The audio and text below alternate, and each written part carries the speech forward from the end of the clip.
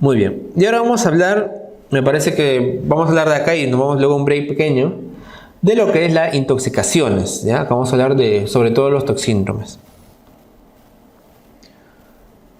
Entonces, doctor, ¿cómo es el manejo de las intoxicaciones? Es algo que también les gusta preguntar bastante y que en realidad es algo sencillo responder, ¿no? Porque en realidad el manejo de las intoxicaciones pues siempre tiene que verse mediante el ABCD, ¿no? Mediante el ABCD. ¿Ya? Entonces, ante una intoxicación, ¿qué hago, doctor? Pregunta de examen.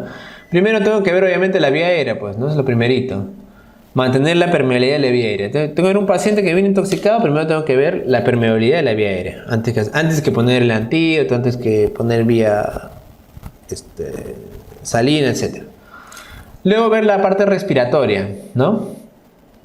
La parte de respirar, mantener la oxigenación y que el paciente esté ventilando. Está ventilando el paciente, ya, ok.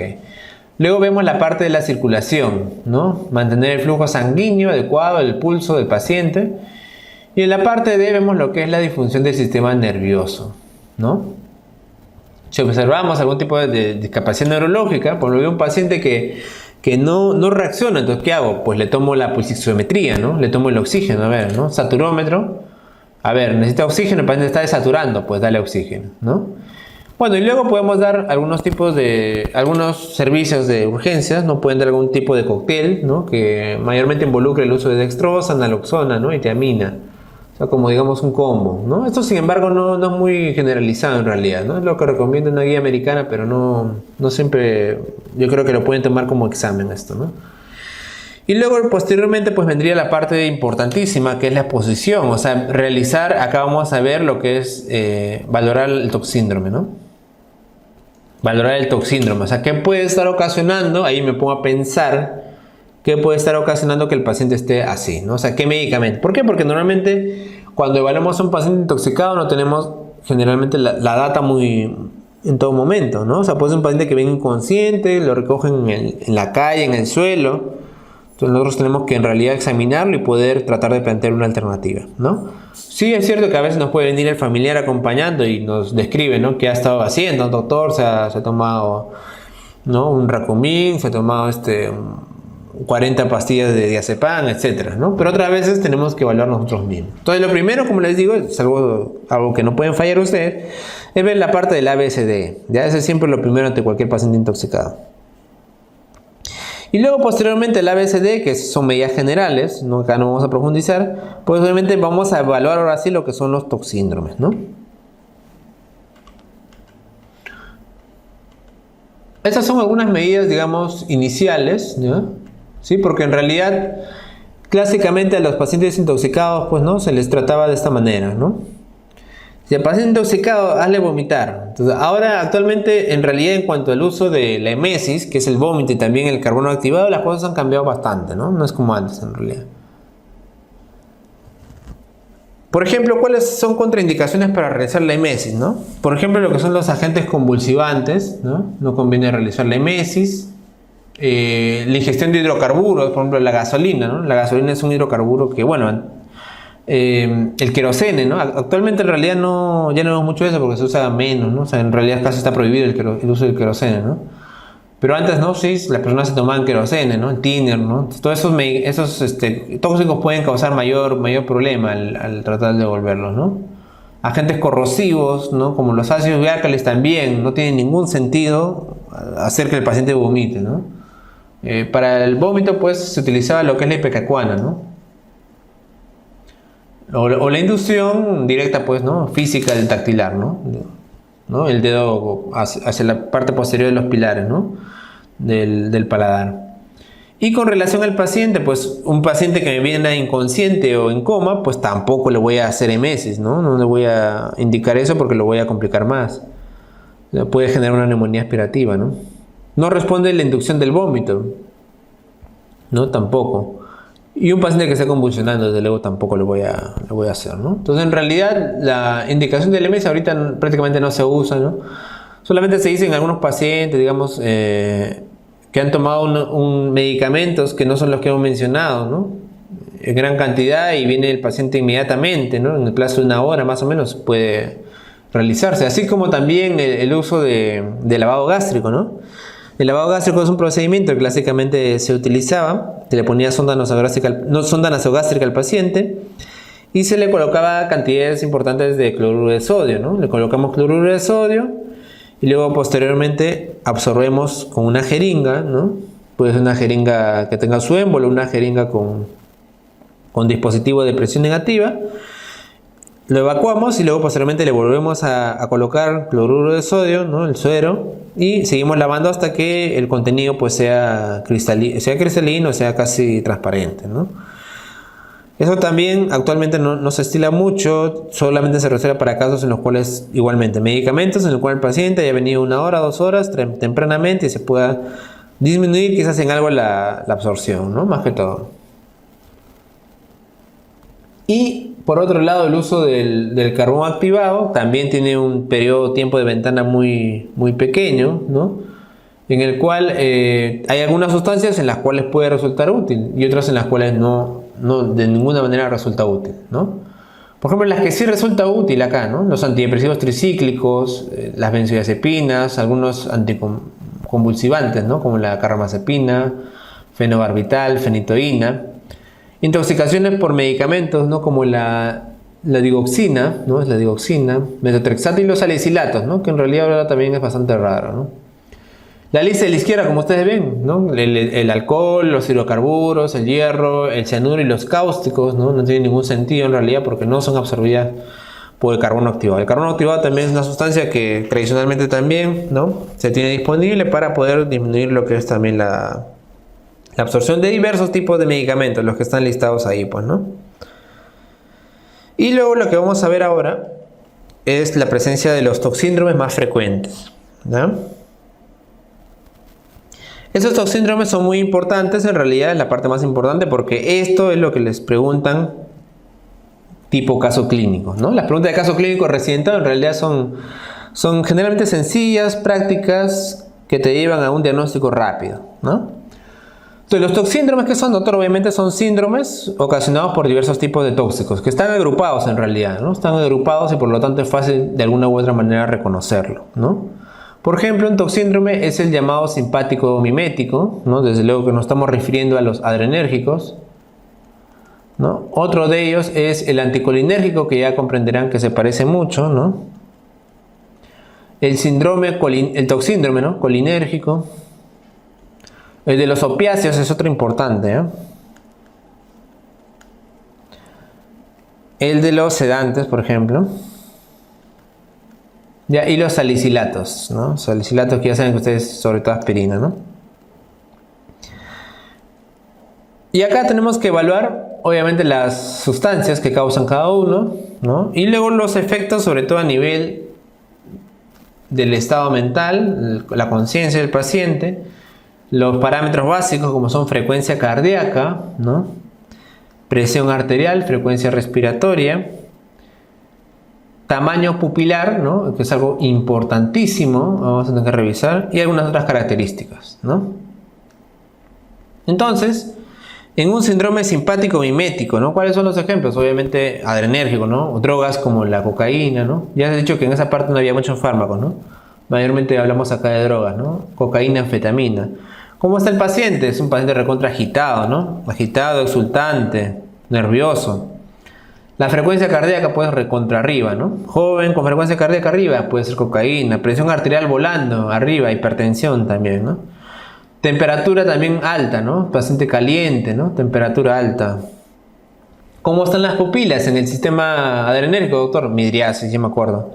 Midriasis, ajá.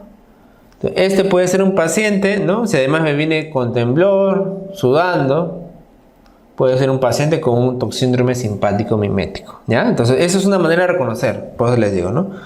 Paciente así que viene exultante, joven, presión alta, frecuencia cardíaca arriba, puede ser una intoxicación midriático, le digo, las pupilas midriáticas, cocaína, ¿no? Los anticolinérgicos también, un ejemplo característico es el de la tropa belladona, ¿no? Y en las preguntas mayormente viene con casos de niños, ¿no? Que han estado jugando con flores, con hierbas, ¿no?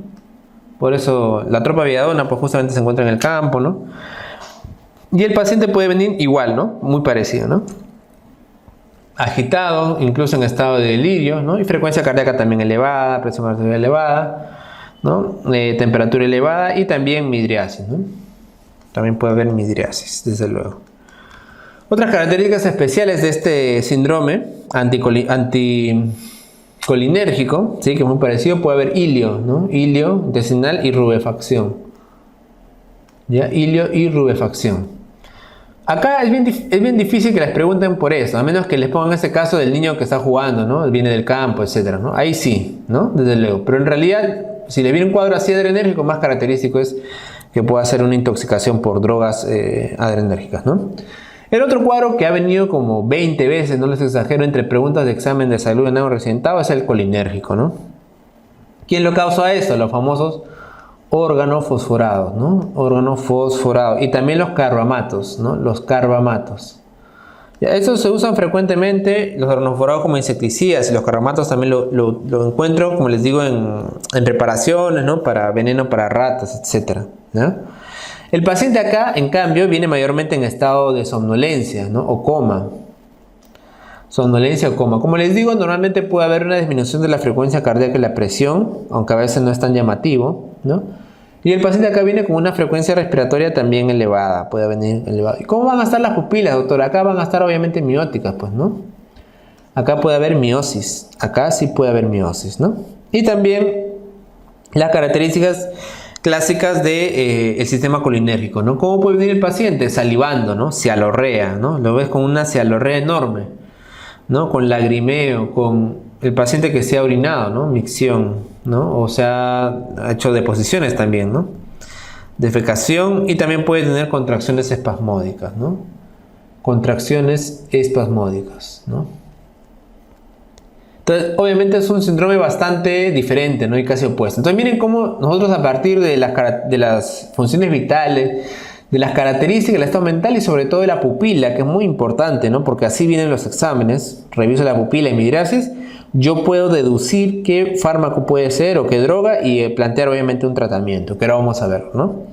En el caso de los opiáceos, acá hablamos sobre todo de morfina, ¿no? De heroína, ¿no? Que es una droga también derivada de ellos. Paciente va a venir casi siempre en somnolencia, o que puede llegar al coma, ¿no? Coma, a nivel de la frecuencia cardíaca, mayormente aquí no, puede haber disminución, ¿no? Y otra característica fundamental de la intoxicación por opiáceos es la depresión respiratoria, ¿no? Depresión respiratoria, por eso la frecuencia respiratoria va a estar muy disminuida. El paciente va a tener poco esfuerzo respiratorio, ¿ya? Poco esfuerzo respiratorio. Y los opiáceos ocasionan a nivel de la pupila miosis. Ojo, ¿ya? Miosis, ocasionan miosis. Muy bien, esas son características. Ahora, doctor, ¿cómo lo reconozco esto? No me confundo. Bueno, opiáceos casi siempre es un paciente que tiene antecedentes de consumir estas sustancias, ¿no? Y este es uno de los ejemplos que yo siempre les digo, ¿no? Que puede venir porque como cada vez es más frecuente, obviamente, que los pacientes, ¿no? Usen estos medicamentos, los pacientes que están en estado paliativo por cáncer terminal usan bastante a veces drogas tipo morfina, oxicodona para manejo del dolor, ¿no? Por lo tanto, entonces, estos pacientes pueden estar, digamos, propensos a ello, ¿no? A intoxicarse. En los sedantes, desde luego estamos hablando acá sobre todo de las benzodiazepinas, ¿no? El diazepam, clonazepam. El paciente va a venir con una somnolencia importante y acá puede haber obviamente disminución de la frecuencia cardíaca, de la presión arterial y también de la frecuencia respiratoria, ¿no? No hay muchas características acá realmente específicas, ¿no? En cuanto a la intoxicación por salicilatos, aspirina, que es pues desde luego bastante raro actualmente, ¿no? Eso es bien difícil de encontrar eso. Paciente puede venir con confusión, frecuencia cardíaca mayormente va a estar elevada, frecuencia respiratoria también elevada, ¿ya? Y temperatura elevada y tamaño pupilar normal, no hay diferencia. Algo característico de acá en realidad no hay tanto, ¿no? Diaforesis, vómitos, ¿ya? Pero los principales son los que hemos hablado arriba, que esos sí son más que todo diferenciales, ¿ya? La intoxicación por paracetamol, bueno, el paracetamol es, primero que tienen que saber, es la primera causa de insuficiencia hepática aguda, ¿no? A nivel mundial, ¿ya? La primera causa, no estoy hablando de falla crónica, que es la cirrosis, insuficiencia hepática aguda, primera causa a nivel mundial paracetamol, ¿no? El paracetamol normalmente es degradado, o sea, es conjugado en el hígado por un proceso de glucuronización. ¿Ya? O sea, casi todo el paracetamol en realidad es bien metabolizado. Pero ¿qué pasa cuando el paracetamol se da en una dosis excesiva, ¿no? La dosis excesiva que se considera tradicionalmente en el Gutmann es 4 gramos al día, ¿ya? 4 gramos al día. Entonces hay una saturación, ¿no?, de estas enzimas y por lo tanto el paracetamol va a dejar de degradarse y va a ocasionar la producción de productos intermedios llamados tóxicos, ¿no? Entonces, si nos preguntan también quién ocasiona la toxicidad por paracetamol, directamente el paracetamol no, que es el acetaminofén, ¿no? Su nombre también, acetaminofén, ¿no?, su sinónimo. Sino en realidad un derivado que es un producto intermedio tóxico que, como te digo, no ha podido entrar, digamos, al proceso de glucuronización o sulfatación. ¿Cómo se llama este derivado? Pues es el famoso NAPQI, cuyo nombre completo en realidad es N-acetil P-benzoquinona, ¿no?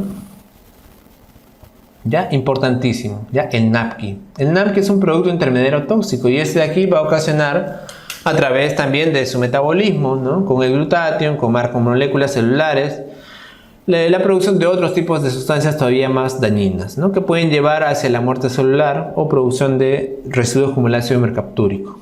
¿Ya? Lo que va a ocasionar entonces el paracetamol, tienen que saberlo, es un daño fundamentalmente hepatocelular, ¿ya? Hepatocelular. Generalmente se dan, o sea, lo más frecuente es verlo pues en pacientes que tienen 7.5 gramos, ¿no?, de dosis al día, pero ya desde 4 gramos, incluso desde 3 dicen puede haber algún problema.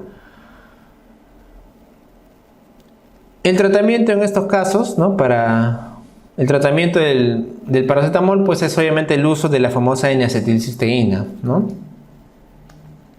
Para usar N-acetilcisteína, sobre todo se requieren dos requisitos importantes, ¿no? Uno es que la dosis generalmente que puede ser superior, ¿no? La dosis puede ser superior a 150 miligramos por kilo de intoxicación por paracetamol. Y el otro requisito importante es que también puede haber una elevación de las transaminasas, ¿no? O sea, tú ves un paciente y le tomas las transaminasas y no hay una gran elevación, entonces probablemente el paciente no tenga una intoxicación severa, ¿no? Y otra sería el dosaje del mismo paracetamol a nivel sanguíneo, ¿no?, que también se puede hacer. Hay unas tablas para poder hacer eso y también ver la dosis posible de N-acetilcisteína que le correspondería, ¿no? Puedo usar dosis oral, como dice ahí, o también una dosis endovenosa. La dosis endovenosa es de 150 miligramos por kilo, que se da mayormente en infusión, en dextrosa, al cabo de una hora, y luego 50 miligramos por kilo diluido en 500 cc de dextrosa en 4 horas. Finalmente 100 miligramos por kilo, también a esta vez diluido todavía más en 1000 cc de dextrosa, en las siguientes 16 horas, ¿no? El manejo de la intoxicación por paracetamol, entonces, normalmente no es tan necesario, ¿no? Generalmente darle N-acetilcisteína a todos los pacientes, mayormente se trata de intoxicaciones leves, pero si es el caso que el paciente tiene una falla hepática verdadera, eleva los niveles de transaminasas 3 veces el valor normal superior, podemos usar la N-acetilcisteína. Y la N-acetilcisteína, por otro lado, tiene otras funciones también, ¿no? La N-acetilcisteína también la usamos por su potente función de mucolítico. O sea, viene la N-acetilcisteína también en ampollas, por ejemplo, para nebulizaciones, o también incluso se utiliza como preventivo, ¿no?, de lo que es la nefropatía por contraste, ¿no? Cuando vamos a hacer una tomografía y vamos a hacer contraste, también la N-acetilcisteína se puede usar como preventor de contraste, ¿ya? Nefropatía por contraste. En la intoxicación por cocaína, ¿no? Acá es importante algunos conceptos también. Desde luego lo que más peligroso va a ser la estimulación del sistema cardíaco, ¿no? Puede estimular también el sistema nervioso central, y la cocaína funciona prácticamente igual como la anfetamina. Cualquier vía de administración de todas las que tiene la cocaína puede llevar a una sobredosis, y el inicio del cuadro suele ser precoz, generalmente minutos después del consumo, ¿no? Y la duración generalmente es breve. Hay que tener en cuenta que cuando uno toma alcohol, el alcohol puede potenciar el efecto de la cocaína, cosa que casi siempre sucede, ¿no? Casi la mayoría de personas que se intoxican por cocaína es una persona que también puede beber también, ¿no? Eso es algo bastante importante. Entonces, Para hacer el diagnóstico, aparte del toxímetro, nuevamente necesitamos hacer un diagnóstico por laboratorio, ¿no? Generalmente entonces identificamos la cocaína, los derivados de la cocaína en la orina en las primeras 6 a 8 horas postdosis, ¿no? Al inicio. Y la cocaína se metaboliza luego con gran rapidez. De modo que si se encuentra cocaína, la sobredosis suele ser generalmente muy reciente, ¿no? Menor a 8 horas. Es importante que en toda clínica, en todo hospital, tengamos ese elemento de screening, ¿no? General para drogas. Acá, por ejemplo, también lo hace la Facultad de Farmacia, ¿no? No siempre todos los hospitales lo tienen. La Facultad de Farmacia de la Universidad de San Marcos tiene un laboratorio específico, ¿no? de compuestos para ver todo tipo de compuestos de drogas, ¿no? Marihuana, cocaína, alcohol, etcétera, ¿no? Que eso a veces no todos los hospitales lo tienen y hay que pedirlo inmediatamente porque a veces, como les digo, puede ser que el paciente ya no luego marque eso, ¿no? Entonces, eso ya es un tema en realidad legal, ¿no? Ahora, si me preguntan cuál es el tratamiento de la intoxicación por cocaína, nuevamente el ABCD, ¿no? Pero cuando ya estamos ante los síntomas específicos, para la agitación, para todos los trastornos casi siempre, usamos generalmente benzodiazepínicos, ¿ya? Benzodiazepínicos. ¿Ya? No se usa acá bloqueadores, por si acaso, ¿ya? Acá no se usa bloqueadores, beta bloqueadores, alfa bloqueadores. Se usa los benzodiazepínicos. Generalmente son necesarios y suficientes para tratar la mayor cantidad de molestias. En el caso de la agitación, por ejemplo, ¿no? El diazepam, midazolam o clonazepam. En el caso de la taquicardia, también lo primero que vamos a usar es la sedación del paciente con diazepam o a lo largo de midazolam, ¿no? En algunos pacientes que pueden generar bradicardia de manera paradójica, o sea, alteración cardíaca tipo QT largo, pues vamos a requerir aumentar la frecuencia con una perfusión de isoprenalina acá más bien, ¿no? Si el paciente viene bradicárdico, cosa que no es tan frecuente, puedo usar isoprenalina, ¿no? Y si hay un riesgo de torsada de Pound, pues necesitamos descartar también hipomagnesemia. Si el paciente en cambio viene con arritmias supraventriculares, nuevamente le vamos a sedar también con benzodiazepínicos. Mayormente con esos descartamos, ¿no? Vamos a descartar, frenar la descarga de simpáticos miméticos. Y para unas arritmias ya muy refractarias podemos utilizar calciantagonistas, ya como verapamilo o diltiazem. ¿Ya? Y si es preciso, obviamente, que el paciente se está escalando demasiado, pues podemos usar la cardioversión directamente. Nuevamente, para la hipertensión del paciente por cocaína, el tratamiento fundamental es el uso de benzodiazepínicos, ¿no? Vamos a usar diazepam, podemos usar midazolam de 5 a 10 miligramos. Y si aún así no se controla la presión, imagínense que estamos ante una presión muy refractada, pues vamos a utilizar los vasodilatadores, ¿no? Los vasodilatadores más importantes que tenemos, ahí tenemos a lo que es la nitroglicerina, la fentolamina o el nitroprusiato, ¿no? Fundamentalmente los vasodilatadores, ¿no? Como la nitroglicerina o el nitroprusiato. Mayormente no usamos betabloqueadores, como les digo, eso es algo que les puede venir en el examen porque es, ¿no? Muchas veces se confunden o es un error frecuente pensar de que podemos usar betabloqueadores. No hay que usar betabloqueadores en realidad, sobre todo, ¿por qué? Porque estamos ante una etapa aguda, ¿no? Entonces, los betabloqueadores se sabe que algunos pueden también estimular lo que es la acción alfa-1, ¿no? O sea, si bloqueamos la beta, el alfa puede inicialmente tratar de responder, ¿no? O sea, bloqueamos el beta, el alfa naturalmente trata de responder, entonces puede tener un efecto alfa-1 que, a pesar de ser pequeño, no tan importante, pero como estamos en la fase aguda, eso de ahí sí puede perjudicar grandemente el daño ya establecido. Y el daño establecido fundamentalmente nos referimos a la parte cardíaca, ¿no? Porque lo más grave de la cocaína, pues justamente, además de aumentar la frecuencia cardíaca, de la hipertensión, es el daño que puede causar a nivel cardíaco por vasoconstricción, ¿no? Infartos, desde luego, si tú ves un paciente joven que te viene de emergencia en el examen, en la pregunta, y viene con un infarto de miocardio, paciente sin factor de riesgo, pues lo más probable es que se trate de una intoxicación por cocaína, ¿no? Intoxicación por cocaína.